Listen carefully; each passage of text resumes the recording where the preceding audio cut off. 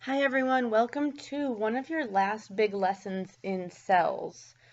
Today's lesson is called cell transport. So transport meaning moving. We're moving something into and out of the cell. So first of all, we're going to start with just a general definition of transport. It's the movement of materials within an organism, and specifically we're talking about cells. Now, there are two specific types of transport. There's passive and active transport. And before we move on, see if you can take a minute to think about what passive versus active transport might mean. Which one is going to have more movement than the other? Which one is, just take a minute to think about what you might think those mean before I tell you what they mean.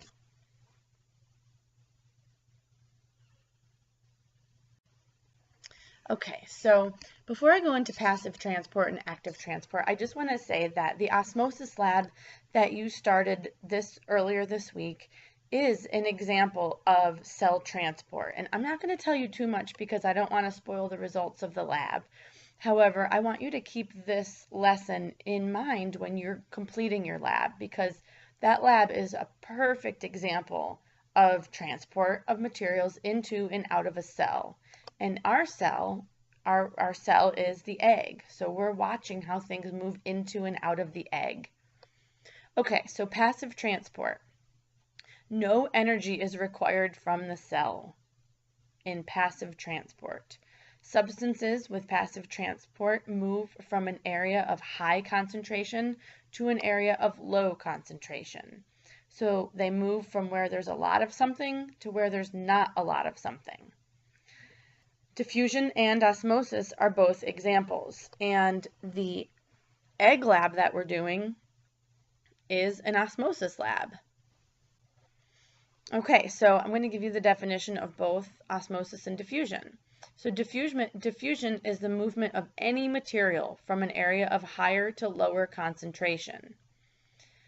So an example of diffusion is if you were to spray a perfume or an air spray, like an air freshener spray in the classroom.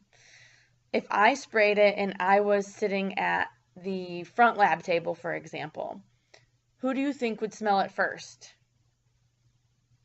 I hope you guessed tables 1 and 2. Tables 1 and 2 would smell it first because they're closest.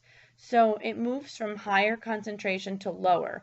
It's a higher concentration closest to me because that's where I sprayed it. So that's why those people sitting closer to me would smell it first. Osmosis is a type of diffusion. However, it's water moving through a membrane from an area of higher to an area of lower concentration. So water or another type of liquid, like the lab we're using vinegar, corn syrup, and water, moving through a membrane, that membrane being the egg, from an area of higher to lower concentration. So after we finish our lab, we're going to talk about where the areas of high and low concentration were with each type of liquid we used. This is just a little diagram to show you the top rows starting on the left-hand side. As you move over to the right, they become less concentrated. So we're moving from higher to lower concentration over time. Active transport, as its name suggests, does require energy from the cell. It is also movement of materials within the cell, but it's from an area of low concentration to an area of high concentration. So it's the opposite of passive transport. Passive, remember, goes from high to low. It's really easy for something that's crammed in to want to move and have more space.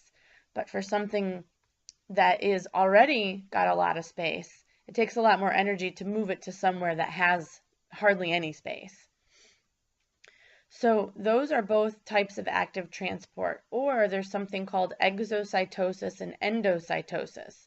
Some of the particles are actually too big to fit through the pores of the cell membrane, so they can't pass through. So what happens is these are engulfed by the cell membrane and then moved either into or out of the cell. And there's a really short video clip. If you click the yellow link for exocytosis/endocytosis, you can watch it.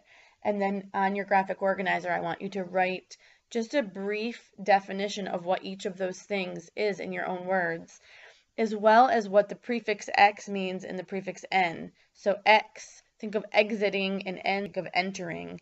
And what is exiting and entering? We're talking about materials moving into and out of the cell. Have a great day.